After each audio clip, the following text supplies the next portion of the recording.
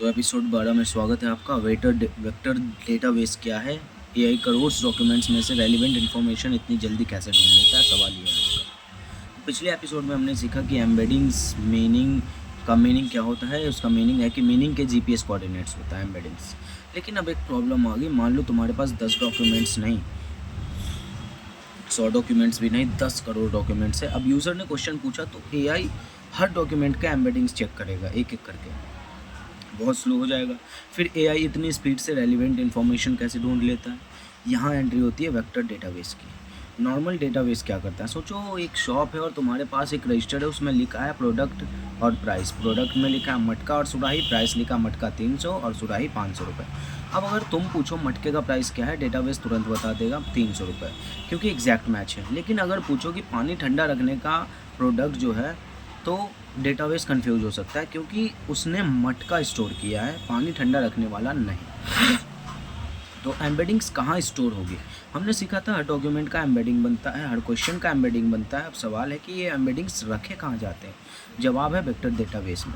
Vector क्या होता है, डरने वाली टर्म लगती है लेकिन सिंपल है। एम्बेडिंग्स नंबर्स का कलेक्शन होता है। एग्जाम्पल के लिए प्लेन टेक्स्ट जैसे 0.23, 0.87, 0.11, 0.56 और आगे कोई भी नंबर्स की ये लिस्ट वेक्टर कहलाती है और एम्बेडिंग्स वेक्टर्स होते हैं, इसलिए नाम है वेक्टर डेटाबेस।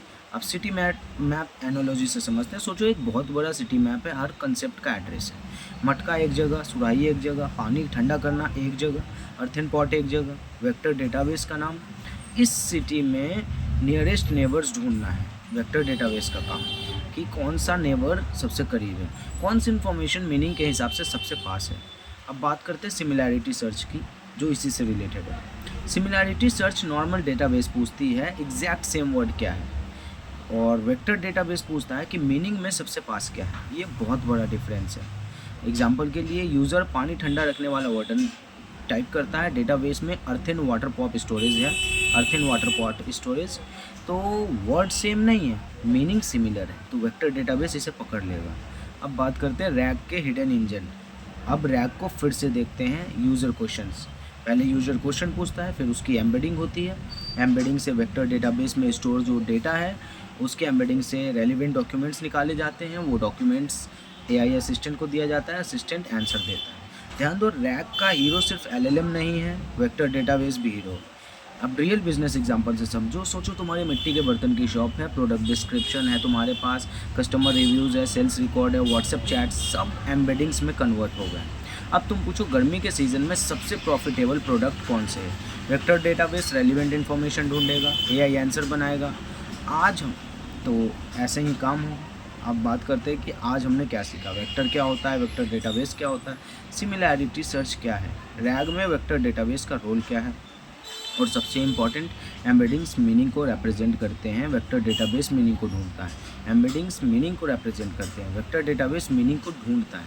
अगले एपिसोड में हम पढ़ेंगे कि फाइन ट्यूनिंग क्या होती है। एपिसोड 13 में क्या एआई को किसी स्पेसिफिक काम का एक्सपर्ट बनाया जा सकता है, क्या मिट्टी के बर्तन बिजनेस की स्पेशलिस्ट एआई बन सकती है, फाइन ट्यूनिंग और रैग में डिफरेंस क्या है। ये एपिसोड बहुत इंपॉर्टेंट है, क्योंकि यहाँ से लोग अक्सर कंफ्यूज हो जाते हैं। तो आज के लिए सिर्फ इतना ही। Thank you.